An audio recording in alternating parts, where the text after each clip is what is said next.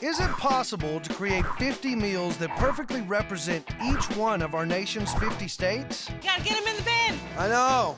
Well, I'm gonna have a lot of fun trying. That's okay. We'll make it work. I feel like that might be a bad thing. I'm Taylor Hicks. You may know me as a singer. So why is an entertainer hosting a food show? Simple. I love food. I even own my own barbecue joint. And I love to travel. So I'm hitting the road and eating my way across America, one state at a time. On this episode of State Plate, I'm traveling across a sprawling state known for world-class cuisine, a world-famous statue, and the world-renowned city that never sleeps. That's right, I'm in the state of New York, home to uptown classics, country greens, a namesake cheesecake, and a whole lot more. So stay tuned for a heaping helping of New York on State Plate.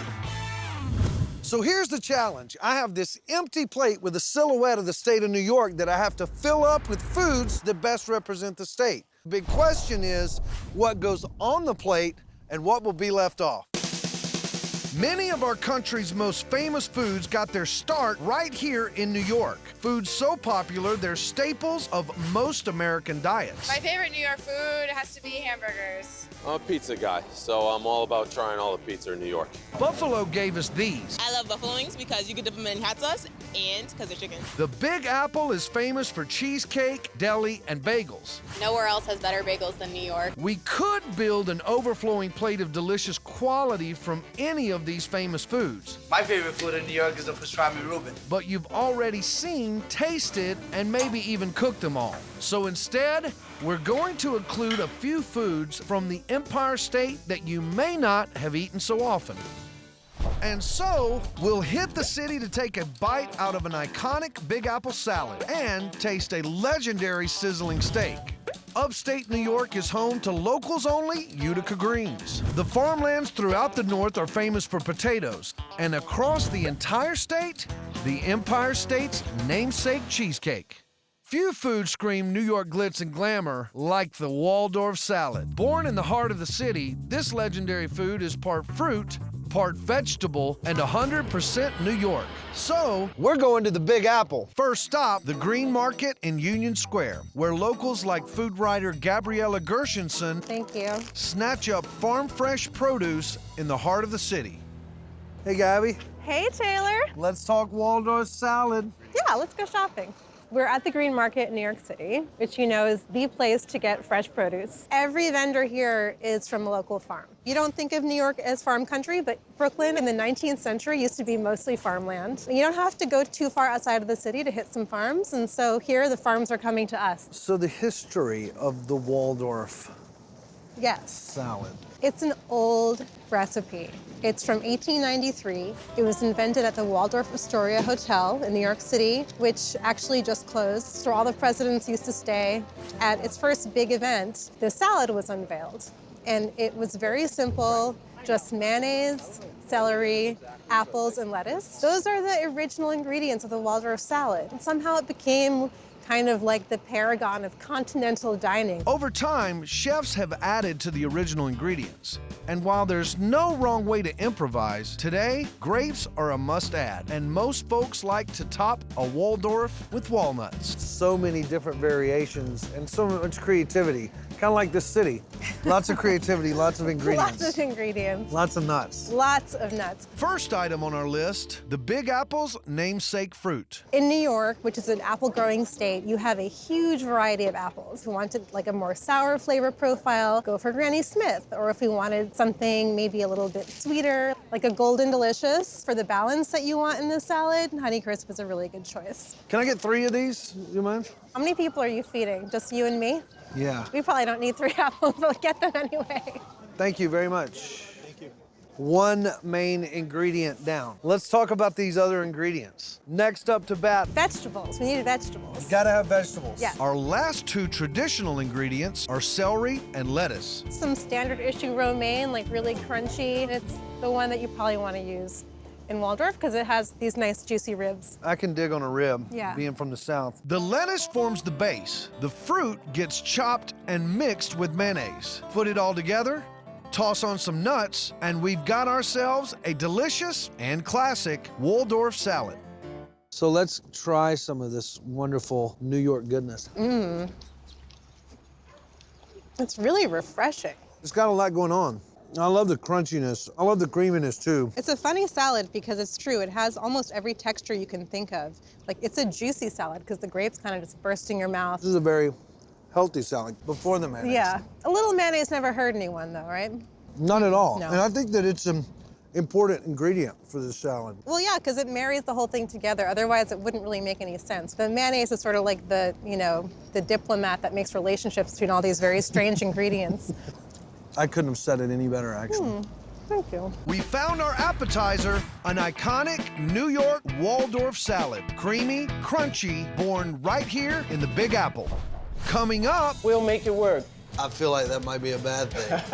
a classic American food made famous in the Empire State. The boneless ribeye, the icon of this restaurant. When it comes to American cuisine, nothing says classic like a hearty, sizzling steak. This U.S. staple hails from the Midwest, is available across the country, but was first served a la carte right here in the state of New York. Places all over the country claim to have the best steak. Today, I'm headed to the spot that started it all. In the early 1800s, people often ate at inns and cookhouses, where they were expected to eat whatever the chef was serving. When Delmonico's opened in 1827, it became the first true restaurant in America, where customers could order what they wished off a menu, including a mouth-watering, cooked-to-order steak.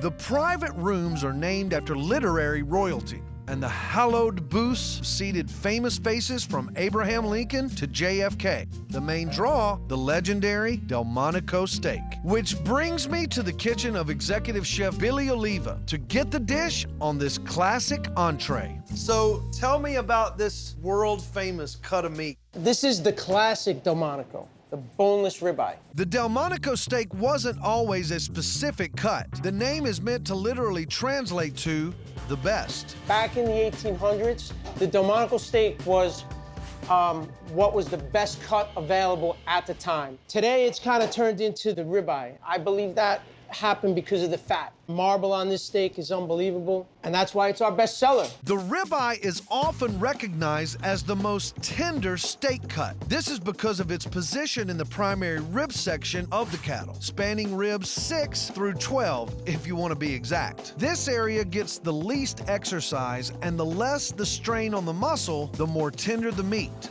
The thin strands of fat called marbling add to the flavor.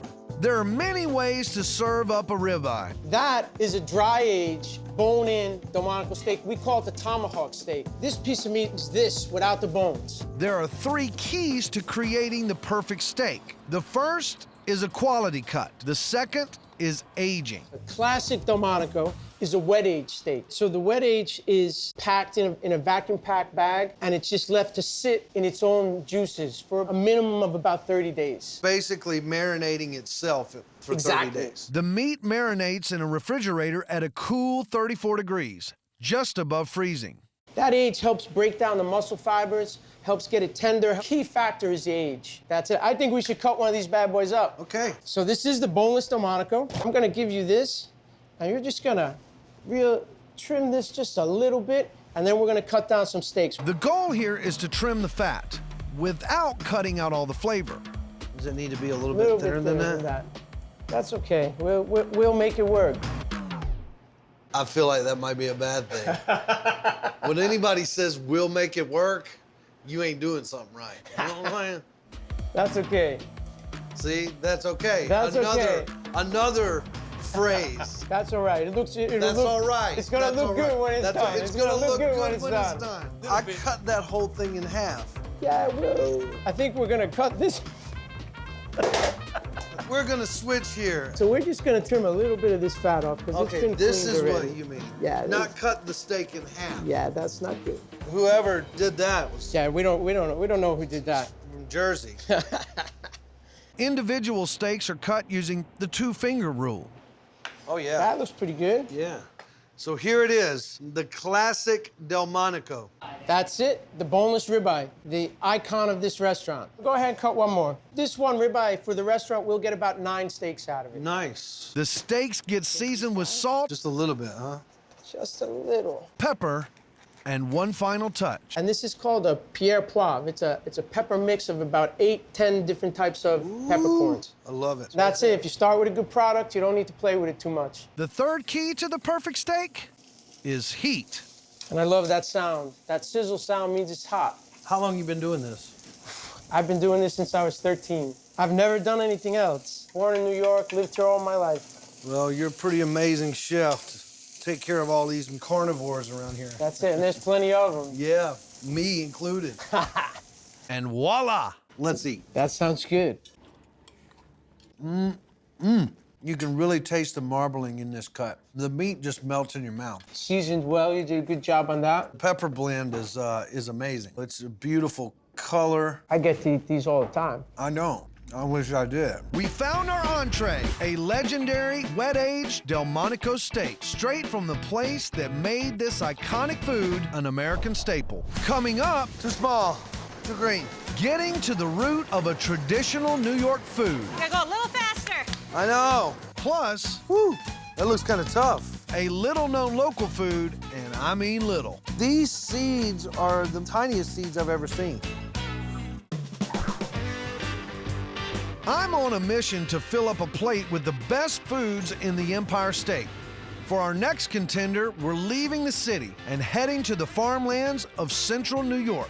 Onondaga County is famous for 2 things: salt and potatoes. Put them together and you got the locally loved, aptly named salt potatoes.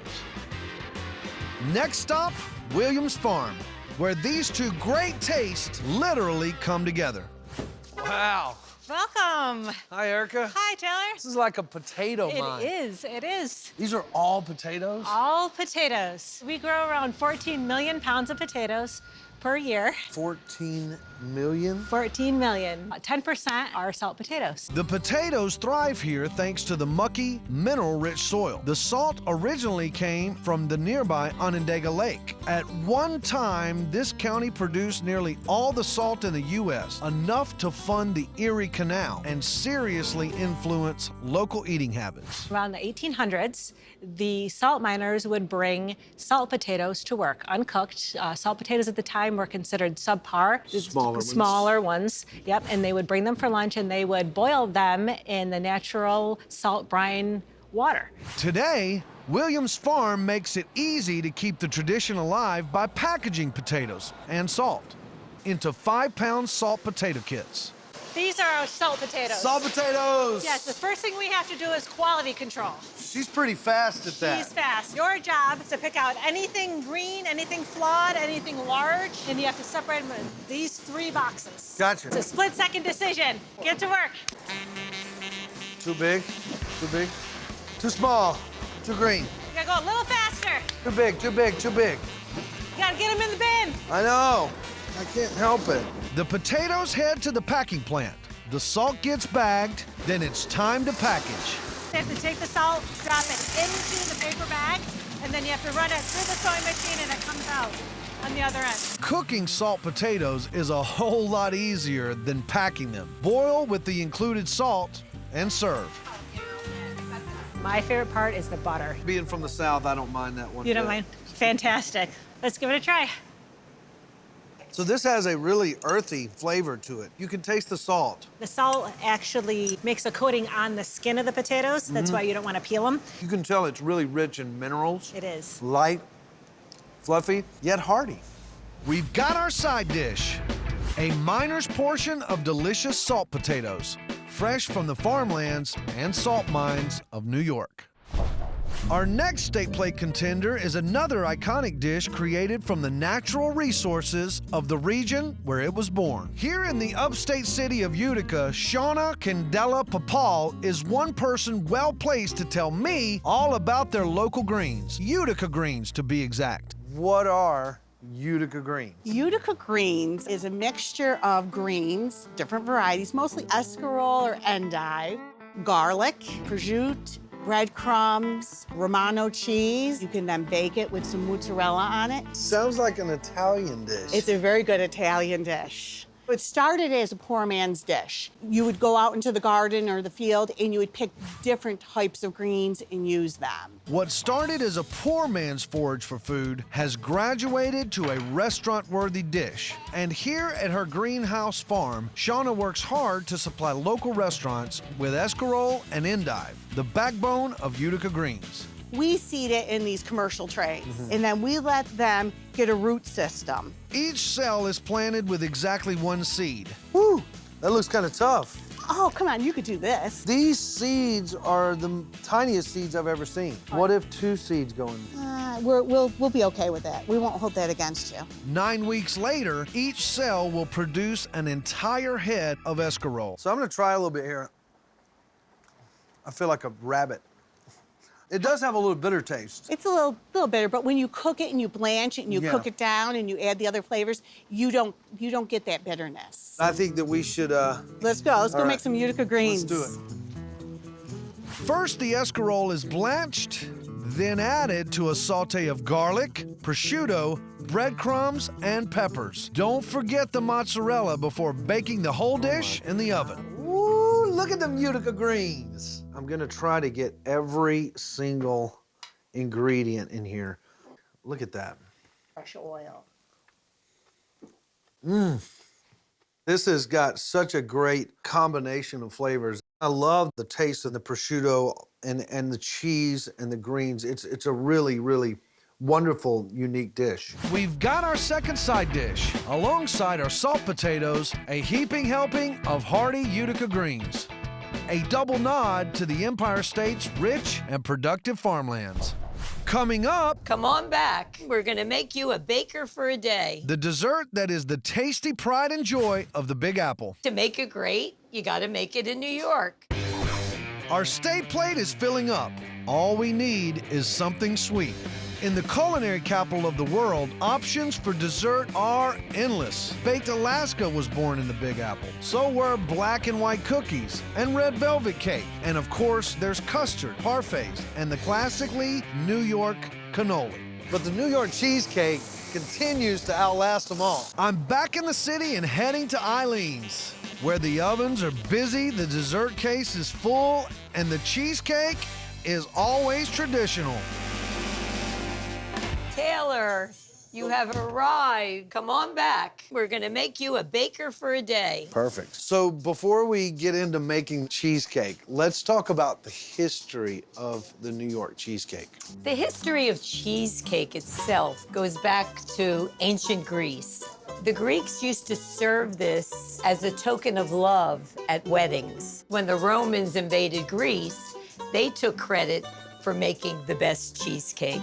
In about the 1900s, they began to pasteurize cream cheese. So it became very popular in New York and very trendy. When New Yorkers got into the picture, New York cheesecake became the best of all. There's a little bit of ego involved there. They think to make it great, you gotta make it in New York. There's very few ingredients to a classic New York cheesecake. 8 ingredients. And if we put 8 people in front of the same 8 ingredients, we would get 8 different results. It's just like when you write a song. If we really make it with love, which is the secret ingredient, that's when we're gonna make it great. I don't think you could have said it any better. Let's bake this cake. Let's do it. Traditional New York cheesecake has a graham cracker crust. So those are 2 of our ingredients, our graham cracker and our butter. Grab a fork. Look at this fork. Secret number 1, if you bend the fork a little bit, it's a lot easier to make your crust. You're doing great. Okay, so we have our cream cheese, our sour cream. Now we're gonna put a little bit of sugar and just mix. Let's mix it up. Now remember how you're loving this, because that love is that special ingredient. Doing great. Your batter looks perfect. Thank you. 5 down, 3 to go. We've got a delicious pure vanilla extract, squeezed a fresh lemon. And 5 separated egg yolks. makes 8 complete ingredients. Every drop of batter. Wow. Then, Little sprinkle of love. Oh, sprinkle of love. Little of that graham cracker that we started out with, just for the finishing touch. the cake bakes for 45 minutes, then cools for a few hours more. Look at that beautiful cake. Look at that beautiful cake. That's the most delicate, lightest cheesecake that I've ever had. And thank you for that. It's a great blend of a sour taste and then sweet. But the little tang. The little bit of tang from the sour cream. Right. It doesn't stick to the roof of your mouth. That's why we say no cheesecake hangover. No, there is not a hangover in this cheesecake whatsoever. This is such a delight. I love it. We've got dessert, a slice of sweet, tangy, classic New York cheesecake. Local motto, if you can't make it here, don't make it anywhere. You are taking that back to Alabama. You know, I'm taking it back to my hotel room here in about 20 minutes. Our state plate is complete. On our appetizer plate, an iconic Waldorf salad, born and bred in the Big Apple itself. So many different variations and so much creativity, kind of like the city. On our main plate, a classic Delmonico's wet-aged ribeye. The steak, whose name literally means the best. A side of locally grown salt potatoes and a hefty helping of that tasty veggie combo, Utica greens. Such a hearty taste. It is. And for dessert, Little sprinkle of love. Oh, sprinkle of love. a slice of traditional New York cheesecake. A classic end to an iconic New York meal that pays tribute to the culinary capital of the world.